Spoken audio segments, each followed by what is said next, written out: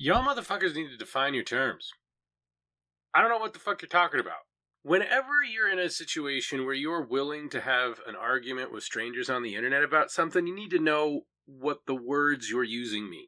And those words need to have a meaning to those other people when you are using them, or they're not going to understand you.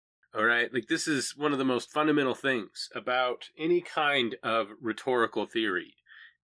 Before you can get started in philosophy, politics, or any meaningful discussion about most of the things that you deal in your everyday life, you need to be able to define your terms.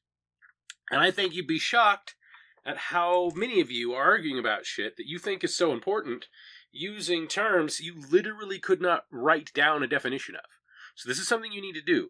If you are ever in a situation where you're talking about something that's really important to you or something that's worth having a flame war about or participating in a flame war over, get out an index card or a piece of paper or open a notepad window and type it out. You need to be able to define that term. Write down a dictionary-style definition, 3 to 5 sentences. This is what this word means. And then, when you've done that so that you can see what it is, fucking look it up. See what Wikipedia has to say about it. Google, I think, uses the Oxford English Dictionary. It used to be Merriam-Webster. It might use, what does that thing say? How does it define that term? That term that you're using. Are you using it correctly? Is the way that you're using it confusing? Do you understand it differently than the way that other people might understand it? Is it appropriate to use in the way that you're using it? Very recently, I came out as being pro polyamory. But to me, what I meant was a negation of normative monogamy. But somebody else pointed out to me that that's not a definition at all. That's an anti-definition. That is like, this thing cannot be defined as not something else. It has to have its own definition. What is it defined as? So it was sort of foolish that I was already, thinking about it in those terms.